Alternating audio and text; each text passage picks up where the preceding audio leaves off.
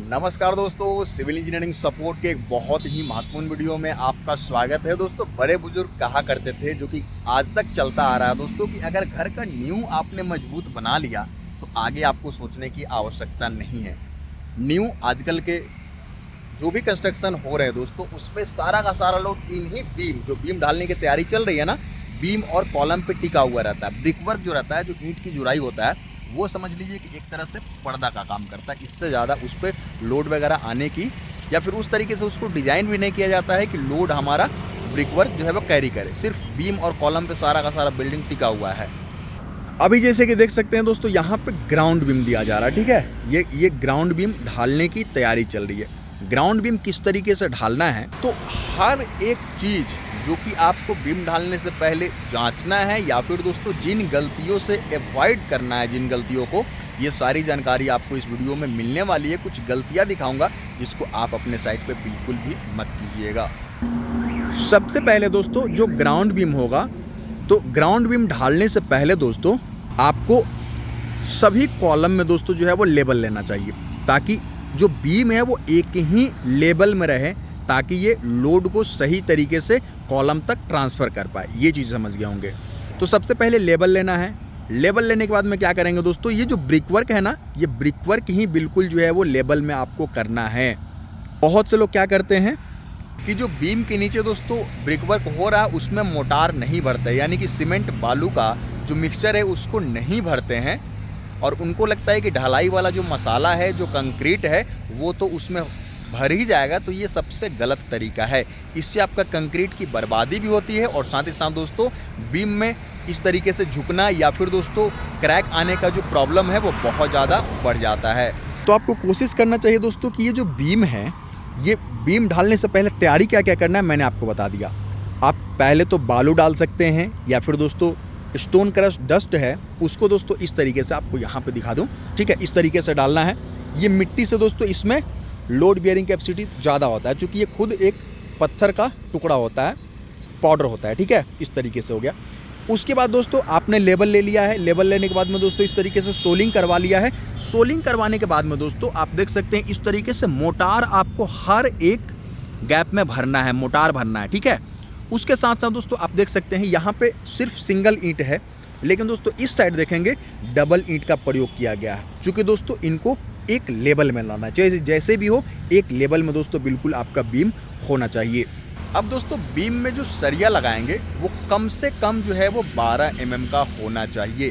12 mm से कम बिल्कुल भी सरिया नहीं आप लगा सकते हैं, ना ही कॉलम में और ना ही बीम में। और साथ ही साथ दोस्तों आप कोशिश कीजिए कि जो भी आप रिंग मार्केट से दोस्तों खरीदने जाएंगे तो ये 90 पे बना हुआ है। और साथ ही साथ दोस्तों एक चीज़ यहाँ पे नोट करने वाली है, आप देख सकते हैं ये जो हुक लेंथ है ये बहुत ही कम दिया गया है, ठीक है, ये बहुत ही कम दिया गया है। तो रेडीमेड अगर दोस्तों आप इस तरीके से रिंग लेते हैं तो आपको ये चीज़ें देखनी पड़ेगी। पहला चीज़ ये 90 डिग्री पे है। दूसरी चीज़ दोस्तों ये 135 डिग्री पे इस तरीके से होना चाहिए, ये और थोड़ा अंदर की तरफ आएगा, ठीक है। और तीसरी चीज़ दोस्तों इसका जो लेंथ है ये बहुत कम दिया गया है। तो ये चीज़ें बिल्कुल भी एक्सेप्टेबल नहीं है दोस्तों। जहाँ से भी आप रिंग खरीदें, पहले ही उनको बता दें दोस्तों कि हुक लेंथ से किसी प्रकार का कोई कॉम्प्रोमाइज़ नहीं करूँगा। अब दोस्तों जान लेते हैं कि जो बीम है उनमें रेनफोर्समेंट किस तरीके से देना है, कहाँ पे एक्स्ट्रा रेनफोर्समेंट की आवश्यकता है और कहाँ पे एक्स्ट्रा सरिया डालने का कोई मतलब नहीं है। पूरी चीज़ें बताऊँगा दोस्तों। बीम डालने का हर एक जानकारी आपको दे करके जाऊँगा, और साथ ही साथ बीम के लिए जब कंक्रीट आप तैयार करेंगे तो किस तरीके से जो सीमेंट है, सैंड है, और साथ ही साथ दोस्तों जो गिट्टी है, तीनों का रेशियो क्या होगा दोस्तों, यहाँ तक मैं आपको बता करके जाने वाला हूँ। दोस्तों बीम में जब सरिया बांधने की बारी आती है तो आप हमेशा कोशिश कीजिएगा कि जो आपका, मान लीजिए कि ये एक जो सरिया होता है दोस्तों 12 मीटर का होता है, ठीक है। इस तरीके से 12 मीटर से अगर ज़्यादा लंबा स्पेन आपका है दोस्तों, तो आप क्या कर सकते हैं, कोशिश कीजिए कि सरिया कटवाते समय इस तरीके से आपको सरिया कटवाना है कि ये जो कॉलम है और ये जो कॉलम है, दोनों कॉलम के बीच में दोस्तों कभी भी जो है वो लैपिंग बीम में नहीं आना चाहिए। क्योंकि दोस्तों बीम पे जब लोड पड़ेगा तो यही वो एरिया होता है जो कि इस तरीके से झुकाव महसूस करता है, ठीक है। तो ये एरिया को हमें किसी भी कंडीशन में जो है वो कमज़ोर नहीं छोड़ना है। ये चीज़ हो गई। आप क्या कर सकते हैं कि कभी भी लैपिंग देना है दोस्तों, आप कॉलम के जितना नज़दीक हो सके दोस्तों उतना आप जाइए, बहुत सही रहेगा। ये चीज़ हो गई। अब दोस्तों बात कर लेते हैं कि एक कॉलम से दूसरे कॉलम के बीच में जो दूरी है ना, यही डिसाइड करता है कि हम, ये जो आप देख सकते हैं बॉटम एक्स्ट्रा, मैं आपको नज़दीक लिए चलूँगा, ये टॉप एक्स्ट्रा है, ये किस तरीके से आपको देना है। चलिए मैं आपको नज़दीक से दिखाता हूँ, ठीक है। ये कॉलम है, ये कॉलम है, मान लीजिए ये दोस्तों 12 फीट का है, ठीक है। एक एग्जाम्पल ले रहा हूँ, ठीक है। ये 12 फीट का है, 12 को दोस्तों 4 हिस्से में आप बांट दीजिए, ठीक है। 12 को आप अगर 4 हिस्से में बांट देते हैं, मतलब 12 हो गया L/4 के हिसाब से दोस्तों, मैं आपको बता रहा हूँ L/4 के हिसाब से, ठीक है।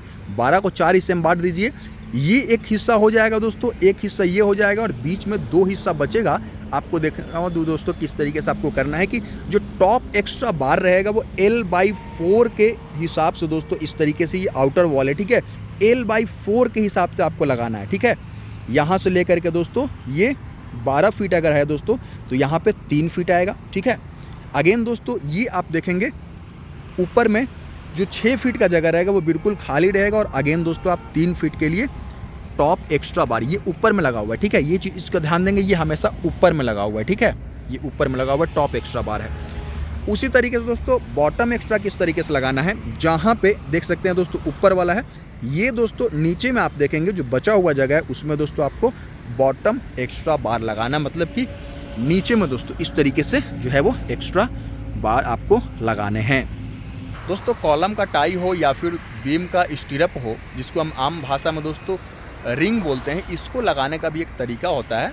हमेशा आपको कोशिश करना है दोस्तों कि जो ये रिंग है ना, बीम के केस में मैं आपको बता रहा हूँ, ये दोस्तों इस तरीके से बीम काम करता है। ये मान लीजिए बीम है ना, इस पर लोड पड़ेगा तो ये इस तरीके से मुड़ना चाहेगा, नीचे वाला जो पार्ट है वो फैलेगा और ऊपर वाला पार्ट दोस्तों सिकुड़ता है, ठीक है।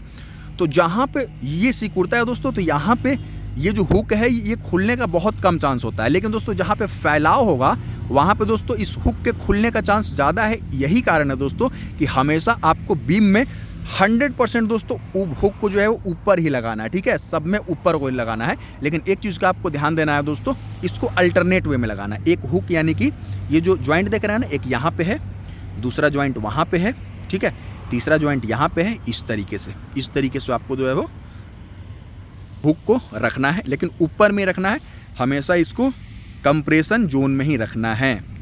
अब दोस्तों एक सिचुएशन और आता है बीम ढालते समय कि ये देख सकते हैं ना, ये जो बीम है दोस्तों, ये कंटिन्यूअस जा रहा आगे की तरफ बढ़ रहा है, ठीक है। लेकिन उधर से जो बीम आ रहा है दोस्तों, यहीं पे आकर के बिल्कुल जो है वो ख़त्म हो गया है, इस तरह से, ठीक है। ये बीम बिल्कुल कंटिन्यूअसली जा रहा है, किसी प्रकार का कोई दिक्कत नहीं है। ये बीम यहाँ पे आकर के दोस्तों ख़त्म हो गया है।